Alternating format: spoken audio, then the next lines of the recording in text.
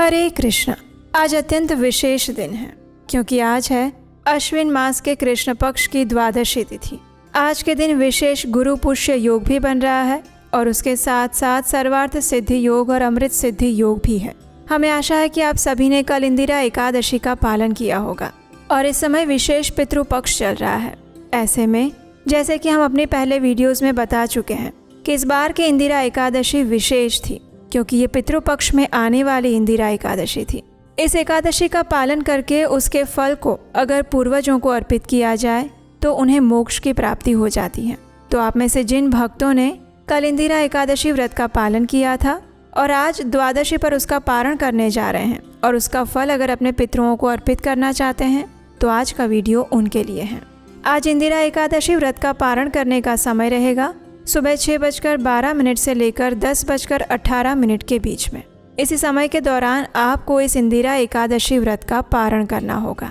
आइए अब देखते हैं कि पितृपक्ष में आने वाली इस द्वादशी तिथि पर इंदिरा एकादशी व्रत का पालन किस प्रकार किया जाए कि इसका फल हम अपने पूर्वजों को प्रदान कर सकें। तो देखिए, सबसे पहले पारण की जो विधि हमने अपने पारण वीडियो में बताई है उन सब का पालन करते हुए प्रातः काल में ब्रह्म मुहूर्त में उठ जाइए।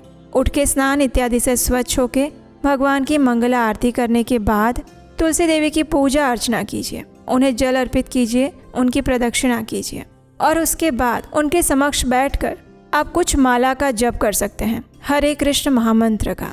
तुलसी देवी के समक्ष बैठकर आप 2, 4 या 6 आपकी जितनी भी क्षमता हो उतनी माला का जप आप उस समय में कर लीजिए। उसके बाद भगवान को अर्पित करने के लिए सात्विक अन्न भोग बनाइए। उसमें कुछ विशेष मिष्ठान भी अवश्य रखिए, लेकिन ध्यान रहे ये भोग सात्विक होना चाहिए, यानी कि उसमें लहसुन, प्याज या उससे मिलाए हुए किसी भी प्रकार के मसाले का प्रयोग ना किया गया हो। इस भोग को बनाने में शुद्धता का विशेष ध्यान रखिए और जब भोग तैयार हो जाए तो उसमें तुलसी पत्र रखकर भगवान को अर्पित कीजिए।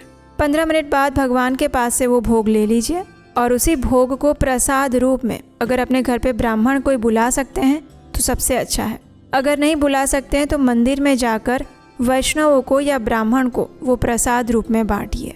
द्वादशी तिथि के दिन विशेष रूप से इस पितृपक्ष में अगर अपने पितरों के लिए आपने इस एकादशी व्रत का पालन किया था तो द्वादशी पर वैष्णवों को या ब्राह्मणों को भोजन अवश्य करवाना चाहिए। अगर प्रत्यक्ष रूप में आप घर पर बुलाकर नहीं कर सकते हैं तो मंदिर में जाकर आप प्रसाद दे सकते हैं। अगर मंदिर में जाकर भी भोजन नहीं दे सकते हैं तो कम से कम भोजन के लिए धन या दान उस मंदिर में जाकर अवश्य देना चाहिए। ब्राह्मण भोजन के लिए आप अपनी क्षमता अनुसार दान दे सकते हैं, लेकिन वो दान भोजन के लिए होना चाहिए और ये जो दान आप दे रहे हैं वो अपने पितरों के निमित्त दे रहे हैं। यहाँ पृथ्वी पर आप जितना दान देंगे उतना ही फल उनको ऊपर के लोकों में मिलेगा। तो ये बात याद रख के अपनी क्षमता से थोड़ा सा आगे बढ़कर इस विशेष पितृपक्ष में पितरों के लिए दान देना चाहिए। उसके बाद जब आपका पारण करने का समय आता है तो उस समय सबसे पहले भगवान श्री हरि से प्रार्थना कीजिए और आपने जो इंदिरा एकादशी व्रत का पालन किया था उसका फल आप अपने पूर्वजों को अर्पित कीजिए और भगवान विष्णु से ये विशेष प्रार्थना कीजिए कि वे आपके पितरों को उनकी विशुद्ध भक्ति प्रदान करें। अगर वे इस समय किसी अयोग्य योनि में हैं तो उन्हें मनुष्य योनि प्राप्त हो जाए और उसमें उन्हें भगवान की भक्ति करने का अवसर प्राप्त हो। इस प्रकार कहने के बाद आपने जो भगवान को भोग लगाया था उसी प्रसाद के साथ अपना पारण कीजिए। इस प्रकार इंदिरा एकादशी पर आप अपने पूर्वजों के लिए विशेष दान देकर, भगवान के लिए विशेष अन्न भोग बनाकर और वैष्णवों को भोजन खिलाकर, ब्राह्मणों को भोजन देकर, उन्हें दान देकर आप इस इंदिरा एकादशी का पारण कर सकते हैं। तो ये थी इस पितृपक्ष में पितरों के लिए एकादशी व्रत का पारण कैसे करें उसकी संपूर्ण विधि।